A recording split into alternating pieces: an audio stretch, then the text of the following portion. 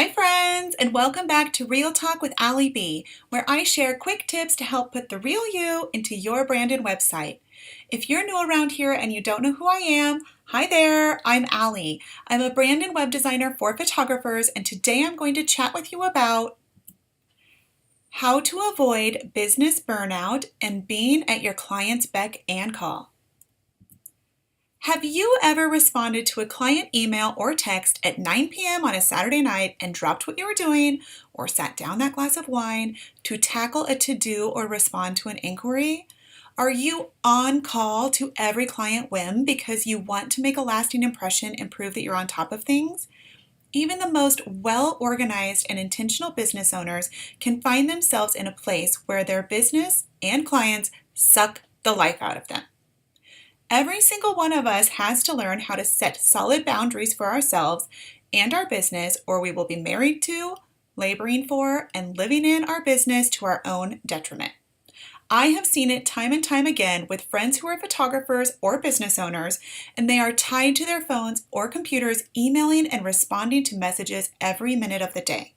While it's awesome to be in demand, and it's a definite compliment, it's important to be in control, proactive rather than reactive, and take a deep breath.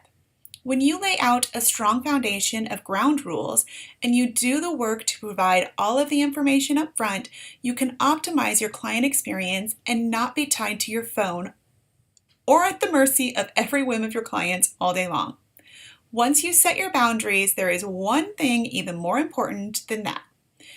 If you're going to avoid burnout, scope creep, and being on call 24/7 for even your most loved clients, when you set your boundaries, you have to follow them. Say it with me. You have to follow them. The first time that you respond outside of your work hours, you are opening up the door to a relationship where your foundation is cracked and anything can slip in. So what do? Follow these tips on how to avoid business burnout and boundary creep. Tip number 1, create work hours when you will respond to messages and emails and stick to them.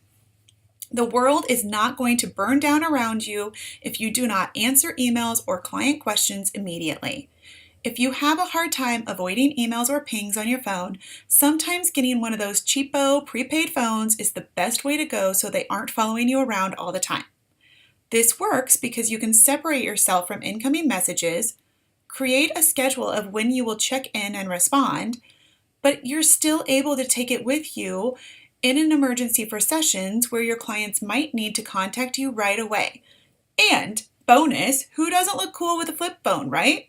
I had one for my business for the longest time. Tip number 2, send out a welcome guide that lays out how the process will work and how and when you will respond to messages.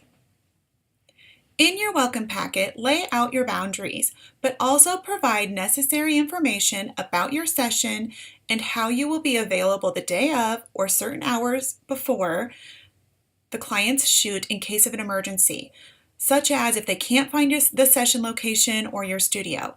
Now, while this packet has to be full of important information, do not provide too much because people get overwhelmed easily and they just don't read it. Try to make this concise and to the point and lay out your boundaries and process so clients and potential clients don't have too many lingering questions that they will email you about. For tips on how to create a welcome packet that clients read and follow, you can check out a full post on my blog called How to Elevate Your Client Experience with a Welcome Packet that has all the right pieces.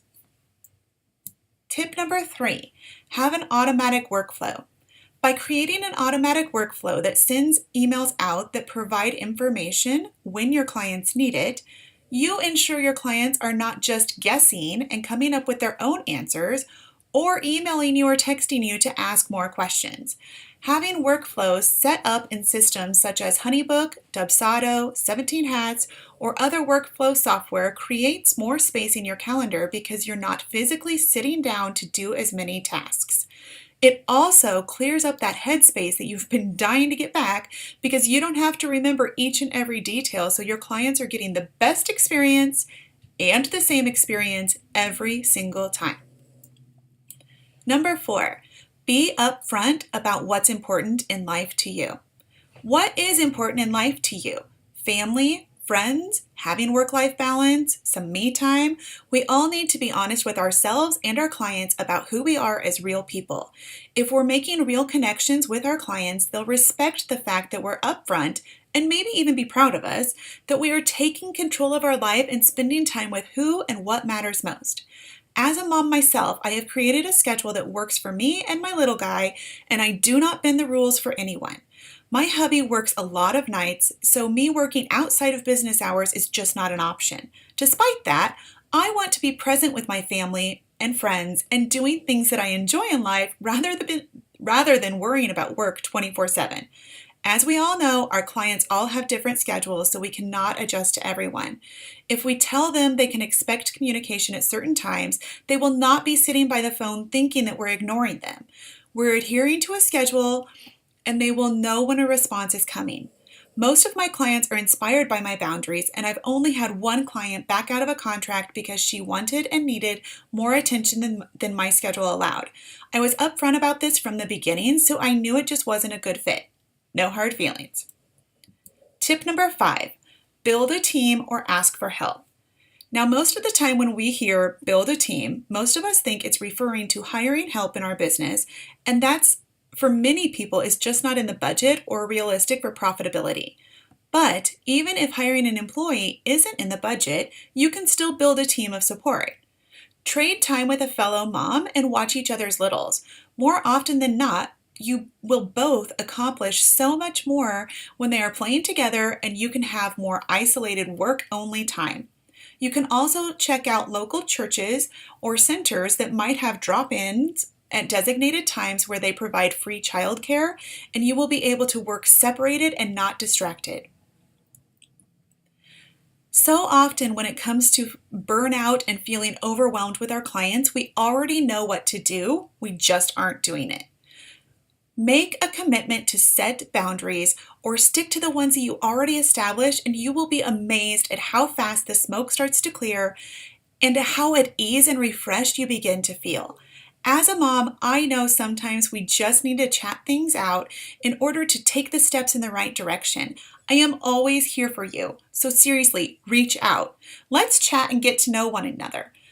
You can never have too many online business owner friends, right? We all need it, and we get it.